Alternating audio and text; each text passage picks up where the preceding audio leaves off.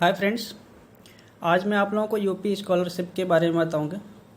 हालांकि वीडियो लेके आने में काफ़ी लेट हुआ, बट कोई अभी प्रॉब्लम नहीं है। 1 महीने से ज़्यादा का टाइम है आप लोगों के पास अप्लाई करने के लिए, तो आप लोग आराम से अप्लाई कर सकते हैं। तो चलिए मैं आप लोगों को स्टेप बाय स्टेप बताता हूँ कि कैसे रजिस्ट्रेशन करना और लॉगिन कैसे करना है, डॉक्यूमेंट क्या क्या लगने हैं और एलिजिबिलिटी क्या है। तो उन सब चीज़ों के बारे में बताऊँगा। उसके लिए आप सबसे पहले आपको जाना है यूपी स्कॉलरशिप का जो ऑफिशियल वेबसाइट है वहाँ पे जाना। यहाँ पे वेबसाइट लिखा हुआ है scholarship.up.government.in। ये ऑफिशियल वेबसाइट है, यहाँ से जाके आपको अप्लाई करना है। ठीक है, अगर आप मोबाइल में अप्लाई कर रहे हैं, मोबाइल से कर रहे हैं, फॉर्म फिलअप कर रहे हैं, तो आप इसको डेस्कटॉप साइट पे कर लो। यहाँ पे जो 3 डॉट पॉइंट दिख रहे हैं ना, यहाँ पे जब आप क्लिक करोगे तो यहाँ नीचे आने पे देखो लास्ट से 3rd पॉइंट जो है डेस्कटॉप साइट है, इस पर क्लिक करो। जैसे आप उस पर क्लिक करोगे तो कुछ इस टाइप का खुल के आएगा इंटरफेस, जैसा कि आपका डेस्कटॉप या लैपटॉप में खुलता है, ऐसा खुल जाएगा। तो ऐसा करने से आपको फिलअप करने में आसानी रहेगा। देखिए, सबसे पहले हम देखते हैं कि इसके लिए इम्पॉर्टेंट डॉक्यूमेंट क्या क्या लगेंगे। इम्पॉर्टेंट डॉक्यूमेंट क्या क्या लगेंगे, आपका एकेडमिक सर्टिफिकेट लगेगा। अगर आप 9th क्लास के लिए अप्लाई कर रहे हो तो आपको 8वीं का मार्कशीट लगेगा, 8 क्लास का। अगर 10th के लिए कर रहे हो तो 9th क्लास का मार्कशीट लगेगा। अगर आप 11th के लिए कर रहे हो तो 10th का लगेगा। 12th के लिए कर रहे हो तो 11th का मार्कशीट लगेगा। अगर आप 12th के बाद कोई कोर्स कर रहे हो, like BA, BSc, BCom, BTech या फिर अदर कोई diploma course, CPET, polytechnic, IERT, आप कोई भी कोर्स कर रहे हो 12th के बाद, तो आपको 12th का मार्कशीट अपलोड करना पड़ेगा। उसके बाद आपको क्या लगेगा, income certificate, domicile certificate, caste certificate और बैंक पासबुक लगेगा और आधार। ये सब का स्कैन कॉपी उसमें लगाना होगा आपको। तो आपको पता होगा कि जो आय प्रमाण पत्र होता है, जो income certificate and caste certificate, ये 3 साल के लिए वैलिड होता है। तो इसको आप लोग अगर पुराना हो गया तो नया बनवा लेना, जो भी सर्टिफिकेट है। और इसमें बैंक अकाउंट और जो नंबर आपका आधार कार्ड में है उसकी भी ज़रूरत होगी। अभी देखिए कि ये जो स्कॉलरशिप है, ये सक्षम स्कीम है यूपी का। सक्षम स्कीम के थ्रू स्कॉलरशिप दिया जाता है, केवल यूपी के स्टूडेंट के लिए है ये यूपी स्कॉलरशिप। और एलिजिबिलिटी आप देख सकते हैं, यहाँ पे दिया हुआ है eligibility, residence of Uttar Pradesh. Eligibility यहाँ पे देखिए क्या दिया, रेजिडेंट ऑफ उत्तर प्रदेश, यानी कि जो भी स्कॉलरशिप के लिए अप्लाई करेंगे उनका घर जो है, यानी कि डोमिसाइल सर्टिफिकेट है, यूपी का होना चाहिए। वो उत्तर प्रदेश के रहने वाले होने चाहिए। और वो किस कॉलेज में एडमिशन लिए हो, चाहे वो यूपी में हो या फिर अदर स्टेट में उनका एडमिशन हुआ है, उससे कोई प्रॉब्लम नहीं है, बट उनका जो घर है वो यूपी में होना चाहिए, तो इसको अप्लाई कर सकते हैं। अदर स्टेट वाले स्टूडेंट इसको अप्लाई नहीं कर सकते हैं, उन लोगों का अलग स्कीम होगा, उसके थ्रू उन लोगों को स्कॉलरशिप मिलेगा।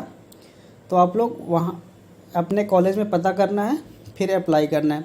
और लखनऊ कॉलेज वाले, CPET लखनऊ वाले अभी कुछ दिन वेट करेंगे, क्योंकि उनके कॉलेज से न्यू नोटिफिकेशन आने वाला है।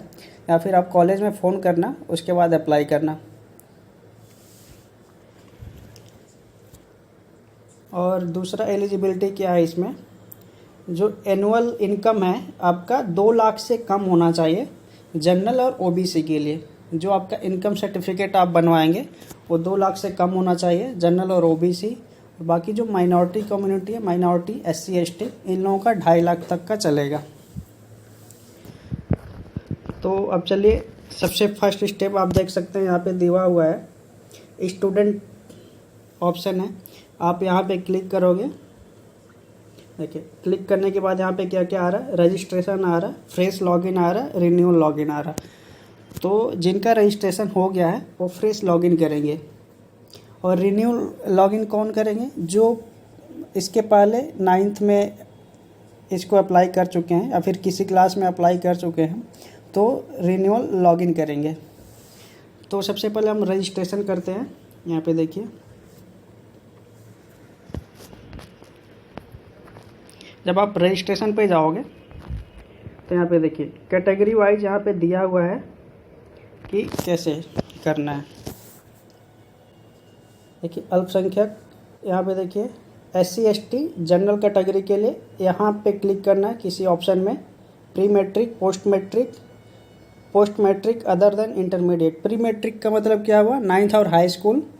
पोस्ट मैट्रिक का मतलब हुआ 11th और 12th। और post matric other then 12th मतलब आप 12th के बाद कोई कोर्स कर रहे हो तो आपको यहाँ पे क्लिक करना होगा। और यहाँ पे देखिए post matric other state fresh, मतलब कि आप इंटरमीडिएट के बाद कोई कोर्स कर रहे हो और आपका जो कॉलेज है वो यूपी में नहीं है, किसी और स्टेट में है, तो आप यहाँ पे ओपन करोगे। और जो ओबीसी कैटेगरी के हैं वो यहाँ से भरेंगे और माइनॉरिटी कम्युनिटी यहाँ से भरेंगे। तो सबसे पहले आप ये देखिए कि जो अदर कॉलेज में हैं, मतलब अदर स्टेट के कॉलेज में हैं, तो वो कैसे अप्लाई करेंगे।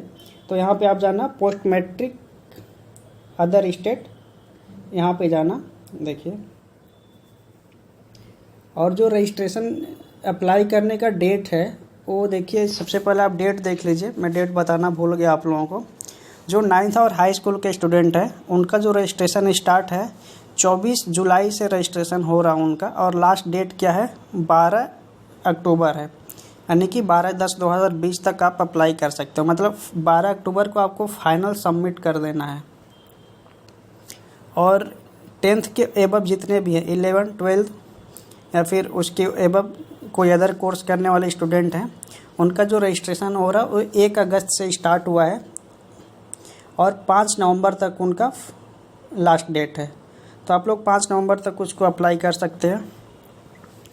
अभी देखिए मैंने ओपन कर लिया है। ये अदर स्टेट में एडमिशन जितने भी स्टूडेंट लिए हुए हैं उनके लिए है अभी। तो इसको मैं बस बता दूंगा कि इनका कॉलेज कैसे चूज़ करना है। बाकी एक पूरा फॉर्म फिलअप करके मैं दिखाऊंगा आपको, रजिस्ट्रेशन और लॉगिन करके, वो हाई स्कूल के लिए भर के दिखाऊंगा मैं।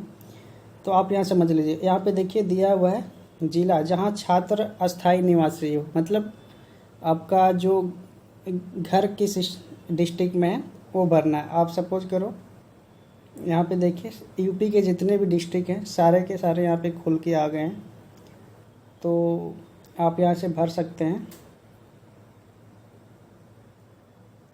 देखिए आपका यूपी में जिस ज़िले में घर है वहाँ पे मैंने देखिए यहाँ पे डाल दिया, ठीक। अब फिर क्या आ रहा है, प्रदेश जहाँ छात्र अध्ययनरत है। आपको स्टेप बाय स्टेप जाना है। यहाँ पे देखिए 1, यहाँ पे देखिए 2 आ गया, फिर 3। ऐसा नहीं आप 1 भरने के बाद आप 3 पे जाओगे ना, कुछ होगा नहीं, ओपन ही नहीं होगा। जब तक आप 2 को नहीं फिलअप करोगे 3 ओपन नहीं होगा। फिर उसके बाद 4 पे जाना है, ऐसे स्टेप बाय स्टेप जाना है। या फिर आप देख लो, अभी मैं 3 पे क्लिक करूँगा तो देखिए नहीं खुलेगा। तो आपको सबसे पहले 2 पे जाना है। यहाँ पे दिखा रहा है कि प्रदेश जहाँ छात्र अध्ययनरत हैं, वह स्टेट जहाँ पे आप एडमिशन कराए हो, मतलब अदर स्टेट में आप एडमिशन कराए हो। तो कौन सा स्टेट ले लूँ मैं, आप देख सकते हैं।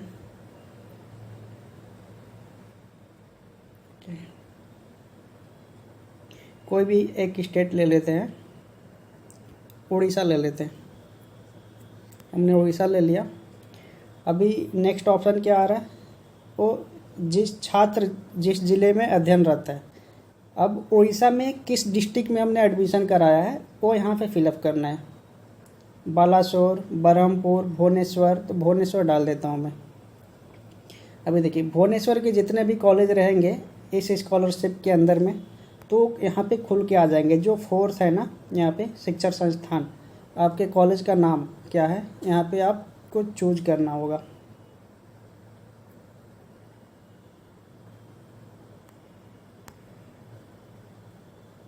देखिए यहाँ पे जैसे ही आपने वहाँ पे देखिए क्या क्या आ रहा है, AIIMS Bhubaneswar, central institute of plastic engineering and technology, institute of mathematics and application, national institute of fashion technology and Bhubaneswar. तो आपका जो कॉलेज है वो कॉलेज आप चूज कर लोगे, central institute of plastic engineering and technology. बाकी ऐसे नीचे फिलअप करते जाना है। अभी मैं पूरा फिलअप करके दिखाऊंगा आपको, बस ये उस स्टूडेंट के लिए जो अदर स्टेट में एडमिशन लिए हैं, क्योंकि उन लोगों को कॉलेज सर्च करने में प्रॉब्लम हो रहा था। बाकी एक ऑप्शन और मैं दिखा देता हूँ। आप सपोज करो कि राजस्थान में हो,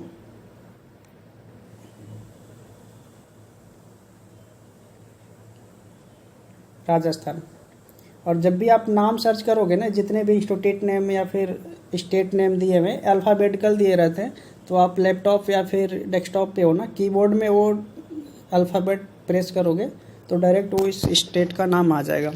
तो मैंने यहाँ पे राजस्थान चूज़ कर लिया।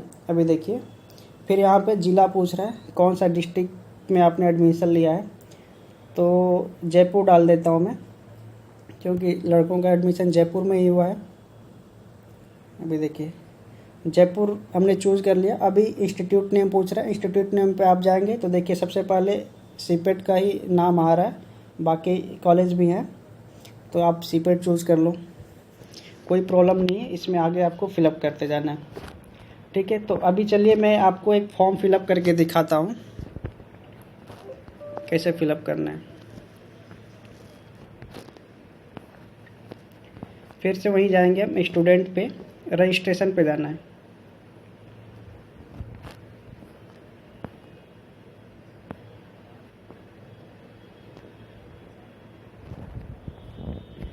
रजिस्ट्रेशन पे आप जाइए। तो इस बार मैं प्री मैट्रिक का ले रहा हूँ, यानी कि 9th क्लास का, क्योंकि अगर मैं 12th का या फिर 12th एबव का फिलअप करूँगा तो उसमें सारे कुछ डालने पड़ेंगे, हाई स्कूल का मार्कशीट वगैरह। तो इसके लिए मैं प्री मैट्रिक का लेके आपको दिखा रहा हूँ एक सैम्पल। अब देखिए, सबसे पहले उस डिस्ट्रिक्ट का नाम चूज़ कर लीजिए, छात्र छात्रा जहाँ पे अध्ययनरत है, ठीक। यहाँ पे सबसे पहले पूछ रहा है आप किस डिस्ट्रिक्ट में स्टडी कर रहे हो, किस ज़िले में। तो मैं चूज़ कर लेता हूँ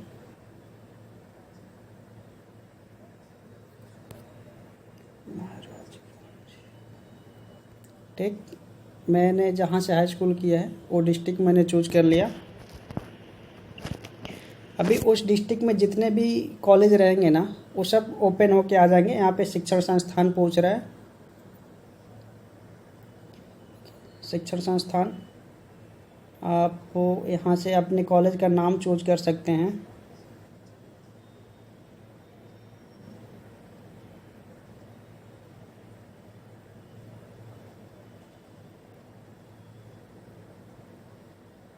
ठीक, ये देखिए मैं अपने कॉलेज का नाम चूज कर लिया, जिस कॉलेज में मैंने 9th में एडमिशन लिया है। उसके बाद आपको क्या करना है, जाति वर्ग समूह आपका कौन सा कास्ट है। देखिए, अनुसूचित जाति, अनुसूचित जनजाति और सामान्य वर्ग। अनुसूचित जाति और अनुसूचित जनजाति ये SC और ST। SC क्या है, अनुसूचित जाति है, और ST जिसको बोलते हैं अनुसूचित जनजाति है, और सामान्य वर्ग क्या है, जनरल कैटेगरी, ठीक है। तो ये जनरल कैटेगरी मैंने चूज़ कर लिया। बाकी अगर OBC वाले हैं तो एक मैंने आपको बताया था OBC के लिए कहाँ जाना है, ठीक है। कैटेगरी चूज़ कर लिया। अब उसके बाद धर्म पूछ रहा है आपका रिलीजन क्या है, तो हिंदू चूज़ कर लिया, क्योंकि इसमें डायरेक्ट चूज़ करने पे केवल हिंदू ही आ रहा था, क्योंकि हिंदू का ही है। और माइनॉरिटी कैटेगरी का जो लिंक था वो बगल में था, मैंने आपको दिखाया था, तो वहाँ से आपको भरना है। अभी आपको यहाँ पे नाम डालना, अपना नाम डाल दीजिए आप।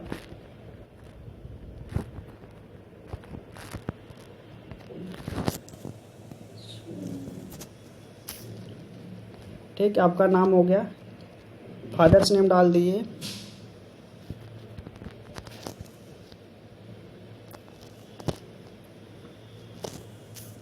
फादर्स नेम हो गया। फिर पूछ रहा है 7वां ऑप्शन, मदर्स नेम पूछ रहा है, तो मदर्स नेम भी डाल दीजिए। जो भी नाम है आप वो नाम फिलअप कर दीजिए। और आप जो भी फिलअप करोगे ना, यहाँ पे कैपिटल ब्लॉक लेटर में फिलअप करना है, ब्लॉक लेटर में।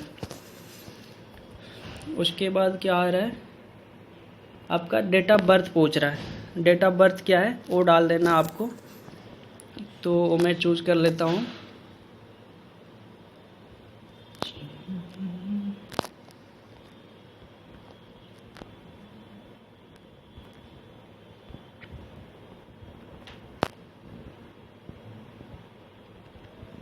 ठीक है, अभी डेट ऑफ बर्थ आपका जो है आप वो चूज़ कर लेना, ठीक है।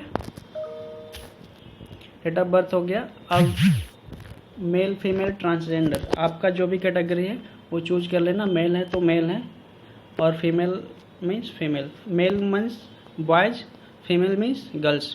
तो आपको ये चूज़ कर लेना है। उसके बाद क्लास 8 उत्तीर्ण करने का वर्ष, यानी कि जो आपका लास्ट क्लास था, ये मैं 9th के लिए अप्लाई कर रहा हूँ, तो हमें 8वीं मैंने किस ईयर में फ़ाइनल किया वो डालना है। अगर आप 12th के बाद कोई कोर्स कर रहे हो, उसके लिए अप्लाई कर रहे हो, तो वो पूछेगा 12th आपने कब फाइनल किया, तो वो डेट डाल देना आपने कब फाइनल किया। तो 2020।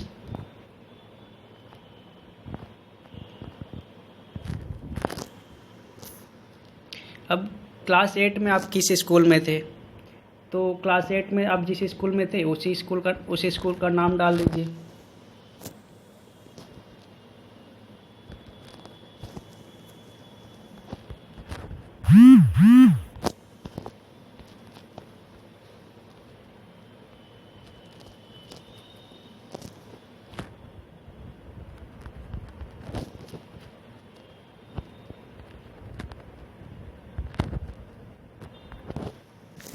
ठीक, आप अपने यहाँ पे स्कूल का नाम डाल दीजिए जहाँ से आपने 8वीं पास किया है, या फिर जो भी आपने 12th जहाँ से पास किया, वहाँ से 11th जहाँ से पास किया वो डाल देना आपको। अब आपका मोबाइल नंबर डालना है। यहाँ पे कौन सा मोबाइल नंबर डालना है, जो आपका आधार कार्ड से लिंक हो, तो मोबाइल नंबर डाल देना है, ठीक है।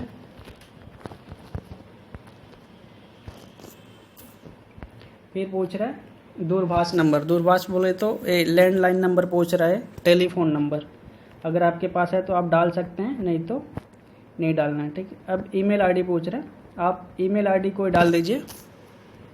अभी देखिए ईमेल आईडी क्या है, कंपलसरी नहीं है, अगर है तो डाल दीजिए, नहीं है तो कोई प्रॉब्लम नहीं है। क्यों, जहाँ पे देखिए स्टार मार्क जहाँ पे होता है ना, देखिए यहाँ पे स्टार मार्क बनाया ना, जहाँ पे स्टार बनाया रहता है वो कंपलसरी होता है। जब तक आप उसको फिलअप नहीं करोगे फॉर्म आप सबमिट नहीं कर पाओगे, ठीक है। तो ईमेल आईडी इसमें कंपलसरी नहीं है, मैं छोड़ देता हूँ। मोबाइल नंबर देखिए कंपलसरी है, और टेलीफोन नंबर कंपलसरी नहीं है। अब एक पासवर्ड आपको बनाना है। पासवर्ड क्या बनाना है, मिनिमम 6 डिजिट का होना चाहिए और मैक्सिमम 12 डिजिट का वो पासवर्ड होना चाहिए। अब यहाँ पे देखिए पासवर्ड बनाना कैसे है, देखिए यहाँ पे दिया हुआ है 6 से 12 डिजिट होने चाहिए पासवर्ड में। 1 एटलीस्ट न्यूमेरिकल, 1 कैपिटल लेटर और 1 स्पेशल फॉर्म होना चाहिए, एज लाइक हैज, $, जो भी हो, ये सब डालना पड़ेगा आपको पासवर्ड में। और new password should not be from your earlier 3 password, ठीक है। तो आप देखिए पासवर्ड बनाने का सबसे सिंपल तरीका है, बहुत लोग क्या करते हैं अपना मोबाइल नंबर डाल देते हैं, तो आप यहाँ पे अपना मोबाइल नंबर डालोगे तो एक्सेप्ट नहीं करेगा।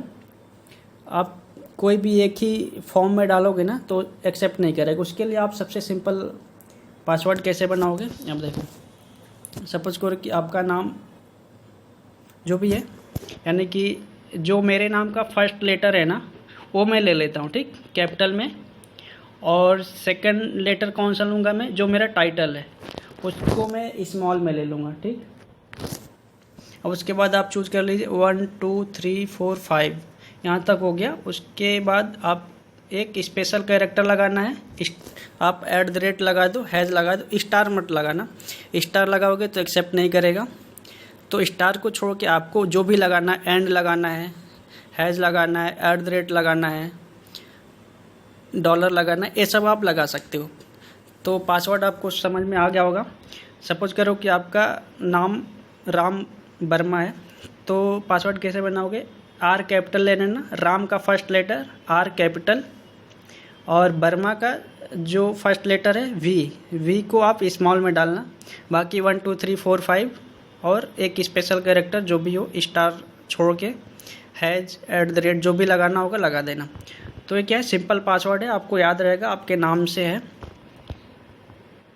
अभी 18 नंबर में क्या होता है कि इसको कंफर्म करें, पासवर्ड को फिर से पूछ रहा है, तो आप फिर से पासवर्ड डाल लीजिए, वही जो ऊपर डाला आपने उसको कंफर्म कर दीजिए, ठीक। इतना होने के बाद ये हो गया। वही फिर पूछ रहा है यहाँ पे एक कैप्चा कोड इसमें डालना है। कैप्चा कोड किस लिए होता है, बहुत बार आपने देखा होगा कि कैप्चा कोड पूछता है। अभी मैं आपको समझाता हूँ क्या रीज़न होता है। ठीक, अभी देखिए मैं कैप्चा कोड भी यहाँ पे डाल दिया। कैप्चा कोड डालने का मतलब क्या होता है, वो ये जानना चाहता है जो फॉर्म फिलअप कर रहा है वो ह्यूमन है या फिर कुछ और है। आई थिंक अगर रोबोट हो या फिर कुछ हो ना, कोई कहीं से उसको मॉनिटरिंग कर रहा, तो इससे उसको प्रॉब्लम पकड़ लेगा जो भी है। इसके लिए कई जगह आप देखोगे कैप्चा कोड की जगह वेरीफाई करने का देता है। जैसे IRCTC का आप वेबसाइट खोलोगे तो आप वेरीफाई करने के लिए पूछेगा। तो ये सब के लिए ये आर्टिफिशियल इंटेलिजेंस की तरह काम करता है। तो कैप्चा कोड मैंने डाल दिया, अभी आप सबमिट कर दो। जैसे आप सबमिट करोगे देखिए आपका यहाँ पे रजिस्ट्रेशन नंबर आ गया। ठीक, और आपने किस साल के लिए अप्लाई किया है, 2020-21 के लिए, किस डिस्ट्रिक्ट में आप स्टडी कर रहे हैं, तो महाराजगंज, जो भी आपका डिस्ट्रिक्ट आपने डालोगे वो आ जाएगा यहाँ पे। आपका वर्ग क्या है, सामान्य वर्ग है, हिंदू है, धर्म क्या है, हिंदू है। आपका यहाँ पे नाम, पिताजी का नाम, मदर्स नेम, ये सब आ जाएगा। Date of birth, mobile number, ये सारा यहाँ पे डिटेल आपको रजिस्ट्रेशन स्लिप में आ जाएगा। अभी आप इसको एक प्रिंट लेके रख लेना। प्रिंट आप मोबाइल में या तो सेव कर लेना, बाद में प्रिंट ले लेना। ठीक है, तो प्रिंटर तो अभी है नहीं, मैं सेव करता हूँ इसको।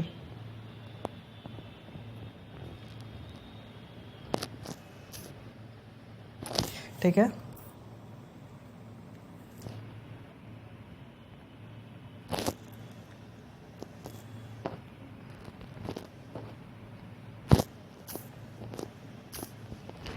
तो उसको मैंने सेव कर लिया है। अभी आप ये जो रजिस्ट्रेशन नंबर है, ये रजिस्ट्रेशन नंबर और आपका लॉगिन आईडी यही होगा, आपका रजिस्ट्रेशन नंबर ही। तो अभी चलिए मैं आपको लॉगिन करके दिखाता हूँ। रजिस्ट्रेशन हो गया, अभी मैं इसको कॉपी कर लेता हूँ। ठीक, अभी आपको फिर से जाना होम, यहाँ पे होम बटन दिख रहा है, यहाँ पे आप जाइए। होम पे जाने के बाद आपको फिर से ये मेन पेज पे आ गया। अभी अपना क्या रजिस्ट्रेशन हो चुका है, अभी हमें लॉगिन करना है। लॉगिन करने के बाद फिलअप करना। अभी देखिए इसके प्रोसेस कितने हैं, यहाँ पे मैं आपको दिखा देता हूँ कितने प्रोसेस हैं इसके। देखिए सबसे पहले आपको रजिस्ट्रेशन करना है, फिर फॉर्म फिलअप करना है, फिर फॉर्म फिलअप कर अप्लाई करके लॉगिन करके सब कुछ भरने के बाद आपको क्या करना है, आधार वगैरह सब कुछ अपलोड करने के बाद आपको एक प्रिंट लेना है। उसको प्रिंट लेके चेक करना है, फिर उसमें जाके उसको प्रिंट करके एक अपने कॉलेज में आप दिखाओगे सही है कि नहीं है। फिर उसके बाद सबमिट करके फिर 3 दिन बाद जो प्रिंट निकलेगा वो प्रिंट आप कॉलेज में सबमिट करोगे, फिर वो लोग आगे फॉरवर्ड करेंगे। अब यहाँ पे आ जाइए, लॉगिन करते हैं हम, फ्रेश लॉगिन।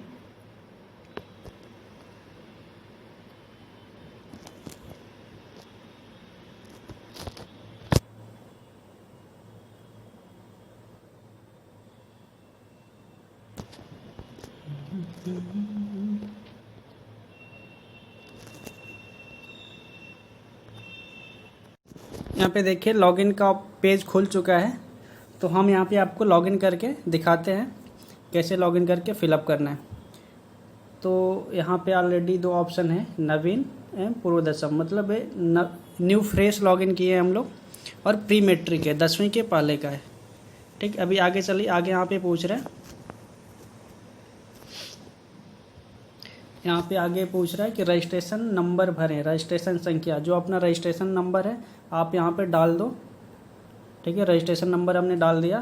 फिर पूछ रहा है date of birth, date of birth यहाँ पे डालना है, और यहाँ पे आपका पासवर्ड जो हमने बनाया था वो पासवर्ड डालना है।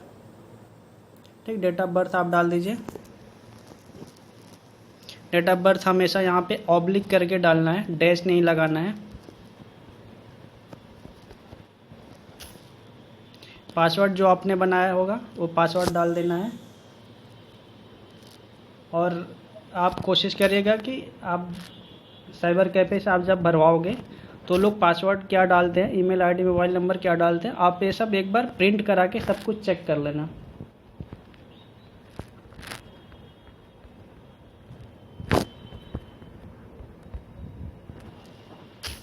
ठीक, यहाँ पे देखिए मैंने एक कैप्चा कोड भी डाल दिया, यहाँ पे डाल दिया कैप्चा कोड। ठीक है, तो यहाँ पे कितने ऑप्शन है, रजिस्ट्रेशन नंबर डालना है, डेट ऑफ बर्थ डालना है, और आपका जो पासवर्ड है पासवर्ड डालना है, और कैप्चा कोड डालना है।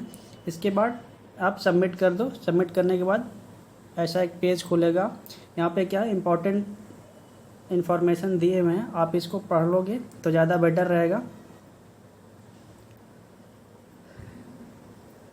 ठीक है, यहाँ पे देखिए एक इम्पॉर्टेंट चीज़ दिया हुआ है, जो भी आपका जो बैंक अकाउंट रहेगा ना, जो आप बैंक अकाउंट डालोगे, वो जो आपका अकाउंट नंबर रहेगा वो मिनिमम 11 डिजिट वाला अकाउंट नंबर चूज करना। ठीक है, बहुत लोगों का जो अकाउंट नंबर होता है वो 10 डिजिट का ही होता है, जो 11 डिजिट या उससे ज़्यादा का होगा वो अकाउंट नंबर चूज करना। उसके बाद आप आगे फिलअप कर पाओगे। तो आप लोग ये अच्छे से ध्यान देना कि जो भी आप बैंक अकाउंट उसमें ऐड करोगे, उसका जो अकाउंट नंबर होना है 11 डिजिट से कम नहीं होना है। जैसे सेंट्रल बैंक ऑफ इंडिया मेरा एक अकाउंट है, उसमें 10 डिजिट का ही है, तो ऐसा कोई भी अकाउंट नहीं डालना है जिसमें 10 डिजिट ही हो, 11 डिजिट कम से कम होना चाहिए, ऐसा ही अकाउंट उसमें डालना है। ठीक है, उस अकाउंट में आपका छात्र स्कॉलरशिप जो है वापस आएगा। और बहुत कुछ इसमें दिया हुआ है, आप ये सब पढ़ लेना जब भी आप लॉगिन करोगे। ठीक है,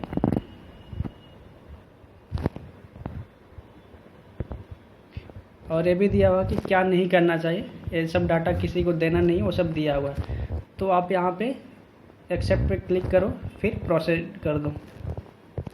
प्रोसीड करने के बाद यहाँ पे देखिए आपका डिटेल खुल के आ जाएगा। आपका यहाँ पे नाम शो करेगा और लॉगआउट का ऑप्शन है बगल में। अभी नीचे देखिए यहाँ पे हमने 2 स्टेप पूरा कर लिया है। कौन कौन सा, पहले तो हमने रजिस्ट्रेशन कर लिया है, उसके बाद हमने रजिस्ट्रेशन प्रिंट भी ले लिया है। ठीक, अभी हमारे पास क्या आ गया, आवेदन पत्र भरें, मतलब लॉगिन करने के बाद अप्लाई करें, तो इसको हमें करना है। और यहाँ पे आपका पूरा डिटेल दिख रहा है, आपका रजिस्ट्रेशन नंबर, डिस्ट्रिक्ट, जिस डिस्ट्रिक्ट में आप स्टडी कर रहे हो, कॉलेज का नेम, आपका डेट ऑफ बर्थ, ये सब वहाँ पे शो करेगा। तो हमने 2 स्टेप पूरा कर लिया, अभी तीसरे स्टेप पे जाना, आवेदन पत्र भरें। तो आप यहाँ पे क्लिक कर दो। ठीक है, यहाँ पे क्लिक करो। तो यहाँ पे क्लिक करने के बाद ये सब खुल के आ गया है। मैं आपको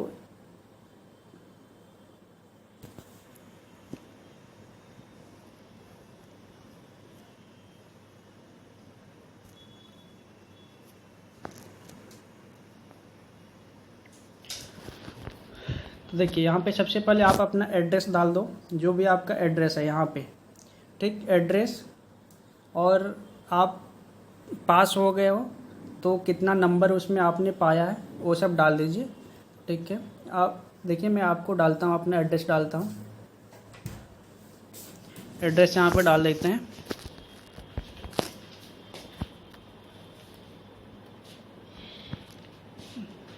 एड्रेस में आप पूरा डाल लेना जो भी हो आपका एड्रेस।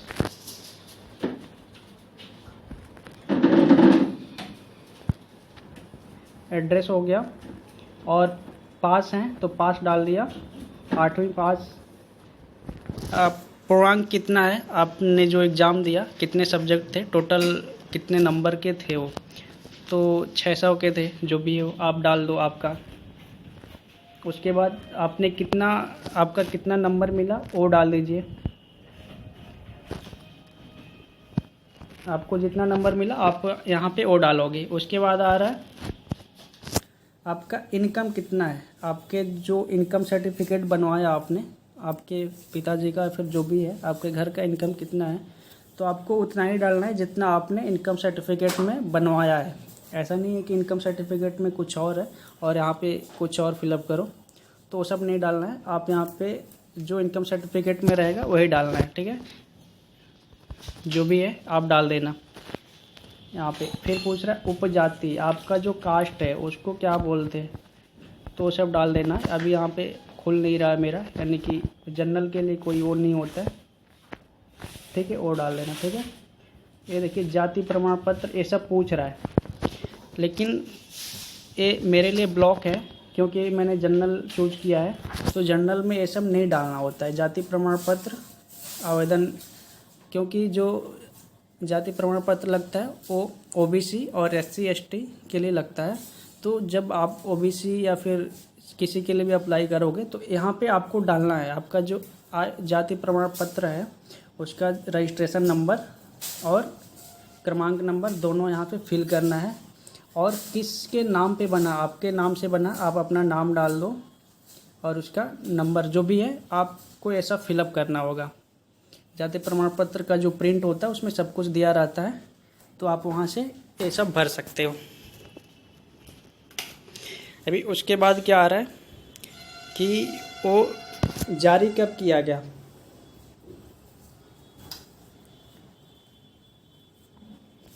यहाँ पे देखिए आय प्रमाण पत्र हमें पूछ रहा है, जाति प्रमाण पत्र तो नहीं डालना है।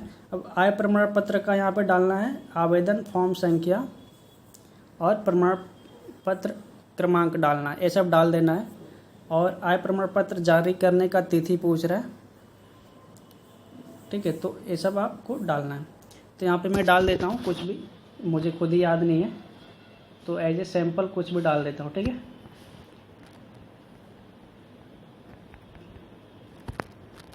तो ये डाल दिया मैंने। और यहाँ पे आप जिस डेट को बना है उसमें डेट भी लिखा रहता है, आप वो डेट डाल देना।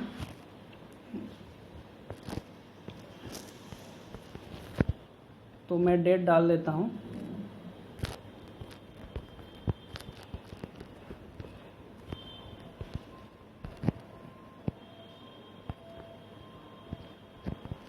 अब किस नाम से बना है वो नाम डाल दो, ठीक है। तो ये सब आपको डाल देना है। फिर अब देखिए बैंक अकाउंट, आप बैंक चूज करना है आपको। आप कौन सा बैंक आप देना चाहता है तो सब देना आपको। सपोज़ करो आप एक्सिस बैंक चूज कर रहे हैं तो एक्सिस बैंक आप चूज कर लो। और बैंक आपका किस डिस्ट्रिक्ट में है, कहाँ पे है बैंक, वो जैसे बैंक आपका किस डिस्ट्रिक्ट में वो डाल देना, तो यहाँ पे आ जाएगा खुल के।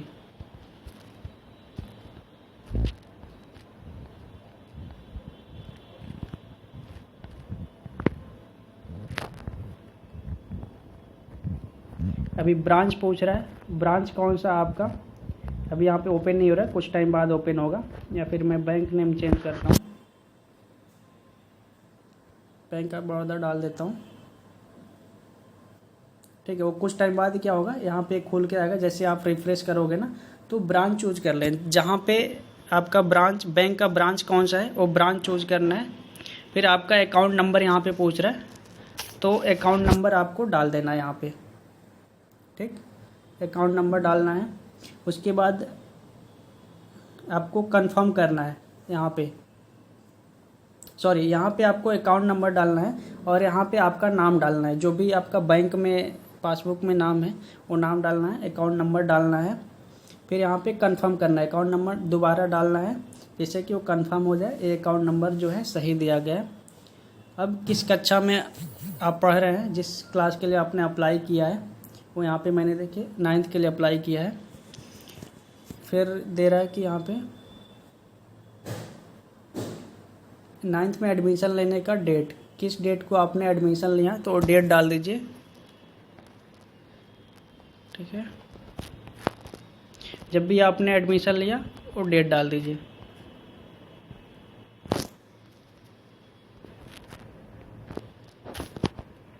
मैंने जब एडमिशन लिया वो डेट डाल दिया।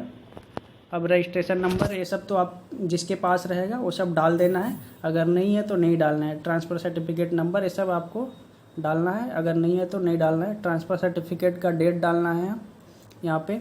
और बोर्ड चूज करना, आप किस बोर्ड से हो, यूपी बोर्ड है, सीबीएसई, आईसीएसई, अदर मतलब अदर स्टेट का कोई बोर्ड है तो वो चूज करना है, ठीक है। ये सब चूज करने के बाद नीचे आपको आएगा कैप्चा कोड। कैप्चा कोड क्या करना है, यहाँ पे भर देना है, ये जो नंबर है ना 76619 यहाँ पे फिलअप करना है और यहाँ पे आपको चेक बॉक्स पे ओके कर देना है। उसके बाद आपको सबमिट करना है, ठीक है। आप जैसे ही सबमिट करोगे तो इसके बाद आपका आएगा फ़ोटो अपलोड करने का ऑप्शन आएगा, वो सब आएगा आपको। अभी मैं आपको दिखाता हूँ आगे चल के।